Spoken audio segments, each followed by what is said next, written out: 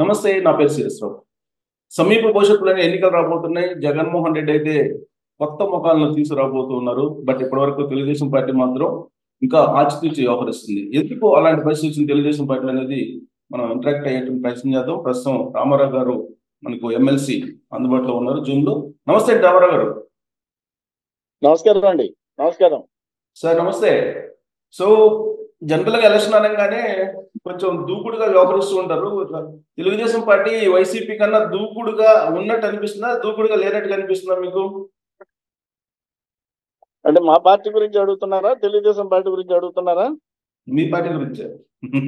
Telugu Desam party పరంగా అయితే మా నాయకులు చంద్రబాబు నాయుడు గారు కంటిన్యూస్ గా ఈ క్యాండిడేట్ సెలక్షన్ మీద ఎక్సర్సైజ్ చేస్తూనే ఉంటారు. మరి మీకు ఆ ఇన్ఫర్మేషన్ మీరు అనుకున్నది ఏంటో నాకు తెలియదు, కానీ ఆల్రెడీ చాలా కాన్స్టిట్యున్సీస్ లో క్యాండిడేట్స్ ఆల్రెడీ డిసైడ్ అయి ఉన్నారు. వాళ్ళంతా కూడా కాన్స్టిట్యున్సీస్ లో ఎప్పటి నుంచి పని చేసుకుంటూనే పోతున్నారు. అంటే రామారావు గారు ఒకటి ఏంటంటే తెలుగుదేశం పార్టీ నేను దాదాపు ఒక 20 సంవత్సరాల నుంచి చూస్తున్నాను. లిస్టుకు వచ్చేటప్పటికి ఎప్పుడు కూడా బీఫామ్ ఇచ్చేటప్పటికి లాస్ట్ డేట్ కూడా ఇచ్చిన రోజులు ఉన్నాయి. సో ఇప్పుడు కూడా అలాంటి పరిస్థితి వస్తుందా అని? లేదు లేదు, ఇప్పుడు అటువంటి పరిస్థితి లేదు. మా అధినాయకులు చంద్రబాబు నాయుడు గారు చాలా రోజులుగా ఈ ఎక్సర్సైజ్ చేస్తూనే ఉన్నారు. కాన్స్టిట్యున్సీస్ కి సంబంధించి ఇన్ఛార్జీలతోనూ డైరెక్ట్ గా 1-to-1 కూడా అనేక సందర్భాల్లో ఆయన మాట్లాడుతున్నారు. సుమారుగా 100 కాన్స్టిట్యున్సీ, నాకున్న ఇన్ఫర్మేషన్ ప్రకారం అయితే సుమారుగా 100 కాన్స్టిట్యున్సీస్ లో క్యాండిడేట్స్ ఆల్రెడీ ఫిట్ ఇన్ అయి ఉన్నారు. వాళ్ళంతా కూడా భవిష్యత్ గ్యారంటీ కార్యక్రమం, అది రెగ్యులర్ గా పార్టీ ప్రోగ్రామ్స్ అన్ని కూడా రెగ్యులర్ గా చేస్తూనే ఉన్నారు.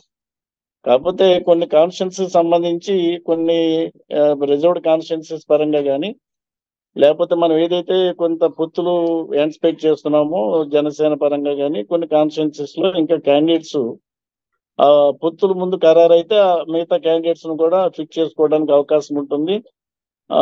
తర్వాత మీకు తెలిసి మధ్యకాలంలో కూడా మా నాయకుల్ని ఆయన అరెస్ట్ చేయడం, తర్వాత ఒక 23 రోజులు జైల్లో ఉంచడం కానీ, కొన్ని కార్యక్రమాలు ఈ విధంగా కొంత డిస్టర్బ్ అయిన మాట వాస్తవం.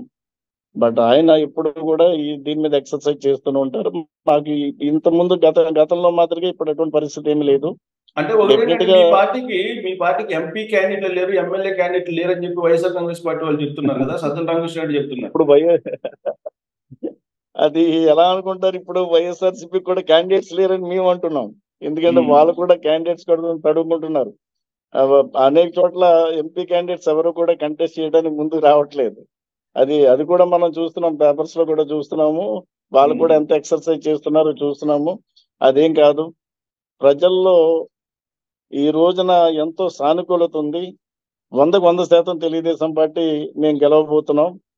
మేమంతా కూడా క్యాండిడేట్స్ లేకపోవడం అనేది, మా పార్టీలోకి క్యాండిడేట్స్ ఏ విధంగా తీసుకోవాలో కూడా మాకు అర్థం కాని పరిస్థితిలో తెలుగుదేశం పార్టీ ఉంది. ఎందుకంటే ఆల్రెడీ పార్టీ కోసం పనిచేస్తున్న నాయకులు చాలా మంది ఉన్నారు. తెలుగుదేశం పార్టీకి ఇప్పుడు కూడా అభ్యర్థులు కొరత ఉండదు, ఓకే. కానీ సింహం సింగిల్ గానే వస్తుంది, పందులు గుంపుగా వస్తాయని చెప్పి తరచూ వాడితే పదం మీద వైసీపీ. ఆ డైలాగు అది మరి ఈయన పవన్ కళ్యాణ్ గారు మాట అన్నారు, మీరు బహుశా విన్నారా లేదు? జంతువులు ఎప్పుడు కూడా గుంపుగానే వస్తాయి, మనుషులు అయితే సింగిల్ గానే వస్తారండి. కాబట్టి దానిలో మనము ఆ ఇంటర్నల్ గా మీనింగ్ మనం తీసుకోవచ్చు కొంత. కాకపోతే మా నాయకుడు ఎప్పుడు కూడా కొంత ఒక ఆలోచనతోటి, ఒక విజన్ తోటి ఆయన ముందుకెళ్తుంటారు.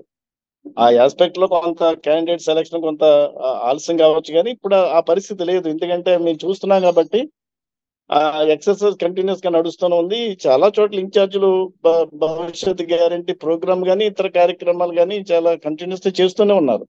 కొన్ని కాన్స్టిట్యున్సీలు ఇప్పుడు నేను చెప్పాను, కొంత ఎక్కడైతే మనము పొత్తులు ఉండే అవకాశం ఉందో, లేకపోతే ఎక్కడైతే కొన్ని రిజర్వ్డ్ కాన్స్టిట్యున్సీస్ ఉన్నాయో అటువంటి చోట కొంత సెలక్షన్ అనేది కొంత జుడిషియస్ గా చేయాల్సిన అవసరం ఉంది. కాబట్టి ఆ ఆస్పెక్ట్ లో కొంత డిలే అయ్యే పరిస్థితులు ఉండొచ్చు.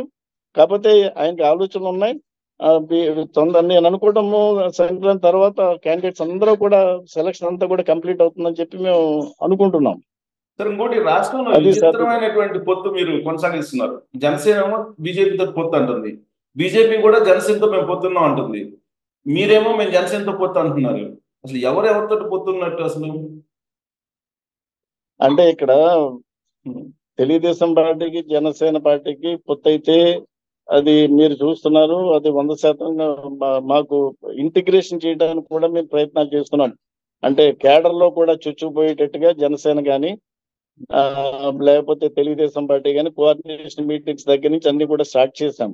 కాబట్టి పొత్తు అనేది మాకు జనసేనతో 100% ఖరారైంది. ఇక బీజేపీ అనేది ఇంతవరకు వాళ్ళ వాయిస్ మాకు పూర్తి స్థాయిలో తెలియదు కానీ ఆ వాళ్ళు ఆలోచనలు వాళ్ళ ఆలోచనలు వాళ్ళకు ఉన్నాయి. అదే కాదు, విధంగా మా వాళ్ళు ఆలోచనలు కూడా మాకు ఉన్నాయి. చూద్దాం. రామారావు గారు, వాళ్ళు కూడా 100% మాకు జనసేనతో పొత్తుంది అంటున్నారు కదా. అది కొద్ది రోజులు పోతే అన్ని క్లారిటీ వస్తుంది. డెఫినెట్ గా క్లారిటీ వస్తుంది. ఉమ్, దానిలో మనము ఎందుకంటే అది అధిష్టానం పరంగా కొంత తీసుకోవాల్సిన నిర్ణయం కాబట్టి వాళ్ళు కూడా బీజేపీ పరంగా కూడా నిన్న మొన్న వీళ్ళకి బీజేపీకి ఎవరు మొన్న తరుణ్ చుగ్గా ఐ తరుణ్ థింక్ సో చుక్కు బీజేపీ. తరుణ్ చుగ్గా మొన్న విజయవాడలో వీళ్ళంతా కలవటం, తర్వాత వీళ్ళంతా కూడా కొంత ఒపీనియన్ ఎక్స్ప్రెస్ చేయటం, దీని అధిష్టానం దృష్టికి తీసుకెళ్ళడం ఇదంతా కూడా జరిగింది. నేను అనుకోవడం భవిష్యత్తులో టైం విల్ డిసైడ్. మనము దాని మీద ఎక్కువగా నేను కామెంట్ చేయలేను, ఎందుకంటే అధిష్టానం పరంగా తీసుకోవాల్సిన నిర్ణయం పాలసీ మ్యాటర్ అది. భవిష్యత్తులో ఉండొచ్చు పొత్తులు, కొంత తొందరలోనే ఖరారు అవుతాయి. అది కూడా I think it will take another 15 days to come. So Vizag వచ్చేటప్పటికి మీ పార్టీలో ఏకాభిప్రాయం ఉన్నట్టేనా? ఎందుకంటే గంటా శ్రీనివాసరావు ఒకనొక సమయంలో విశాఖ రాజధాని అనే దాన్ని ఆహ్వానించి 3 రాజధానులు వ్యతిరేకిస్తూ రాజీనామా చేశారు. ఇప్పుడు ఆయన పందం మార్చుకొని యాక్టివ్గా ఉన్నారా, లేదంటే దూరంగానే జరుగుతున్నారా? గంటా శ్రీనివాసరావు యాక్టివ్ గానే ఉన్నారు. ఎందుకంటే మనం గత 6 months పీరియడ్ నుంచి కూడా ఆయన చాలా యాక్టివ్ గా ఉన్నారు. మన మా లోకేష్ బాబు గారి ముగింపు పాదయాత్ర దానిలో కూడా ఆ ముగింపు సభ కూడా ఆయన టేకెన్ లీడ్ రోల్. దానిలో ఎటువంటి ఇబ్బందులు లేవు.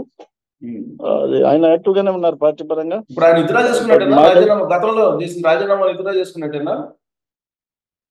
రాజీనామా విత్డ్రా చేసుకోవడం అంటే ఇప్పుడు అప్పటికిప్పటికి the situation has been changed. దానిలో మనం చూసాం కదా, 3 రాజధానులు అన్న దానికి గంటా శ్రీనివాసరావు గారు ఆ పర్సనల్ ఒపీనియన్ అలాగా పార్టీ పరంగా ఒక ఒపీనియన్ ఉంది. పార్టీ పరంగా పార్టీ నిర్ణయం అయితే తీసుకుంటుందో మేము కూడా దానికి బద్దులై ఉండాలా. ఇక్కడ వైజాగ్ వరకు చూసినట్టయితే ఒక నాయకుల్లోనే కాదు, ప్రజల్లో కూడా ఎక్కడ కూడా ఈ రాజధాని పరంగా కన్సర్న్ అంటూ ఎక్కడ లేదు. ఎందుకంటే మేము చూసాము, ఇది ఒక అభివృద్ధి చెందుతున్న ప్రాంతం. మాకు రాజధానితో సంబంధం లేదు. అభివృద్ధి అనేది కంటిన్యూస్ గా జరుగుతూనే ఉంటుంది.